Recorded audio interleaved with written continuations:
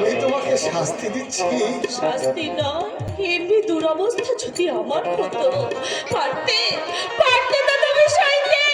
হয়তো পারতাম না, কারণ এমন দুরবস্থা হওয়ার কথা তো তোমার নয় সুচেতা। কৌশিক, দেহের মিলনটাই কি শুধু সব? লোকাচারে আমাদের দেহটা দূরে সরে গেলে আমরা অন্তর থেকে কি পেরেছি উভয় উভয়কে ছড়াতে? ও সব কথা থাক সুচেতা। আদা শুকনো ঘায়ে খোঁচা লাগিয়ে আমার ঘাটাকে দগদগে করে বেশ, তুলবো না, কিন্তু কিন্তু এইভাবে তুমি আর কতদিন বাঁচবে কৌশিক? যতদিন আয়ু থাকবে। তোমার মা ছেলে বউ কোথায়? ওই গান্ধী রোডের ফুটপাতে। ফুটপাতে? ঘর কি আছে সুচেতা? আমার মতো কত কৌশিকের মা বউ ছেলে এমনি করে রোদ ঝড় বৃষ্টি উপেক্ষা করে সারা কলকাতার ফুটপাতে পড়ে আছে। কুণ্ডল কোথায়? জানি না। আচ্ছা কৌশিক, আমি কি তোমাদের কোনো উপকারে আসতে পারি না?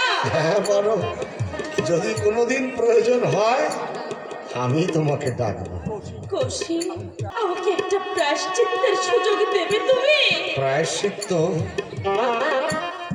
কি সেই প্রায়শ্চিত্ত? আমার স্বামীর স্বার্থে প্রতারণা করে চুরি করে তোমার রচিত উপন্যাসগুলো সে নিজের নামে প্রকাশ করেছে। শুধু তাই নয়, ৪৫,০০০ টাকায় তোমার উপন্যাসের চিত্র সত্য সে বিক্রিও করেছে। এত বড় অন্যায় তুমি নীরবে সহ্য করবে? সহ্য করতাম না সুচেতা, যদি প্রকাশ বাবু তোমার স্বামী না হতে। আমার স্বামী বলে এই অমার্জনীয় অপরাধ তুমি ক্ষমা করবে কৌশিক? ক্ষমা না করলে যে তুমি কষ্ট পাবে সুচেতা। কি করে বুঝলে? প্রত্যেক মেয়েরাই তো তাই পায়। তোমার এই মুহূর্তকে বুঝবে কৌশিক? তুমি বুঝবে সুচেতা। জানি না মহত্ব আমার আছে কি না, তবে ওই ক্ষমা শব্দটার মধ্যেই মহত্ব নিহিত থাকে। তুমি আমাকে ক্ষমা করলে আমি যে শান্তি পাচ্ছি না কৌশিক। তুষের আগুনের মতো আমার অন্তরটা পুড়ে ছাই হয়ে যাচ্ছে। আমার যাওয়ার অধিকার যখন ছিল আমি তোমার কাছে কিছু চাইনি কৌশিক।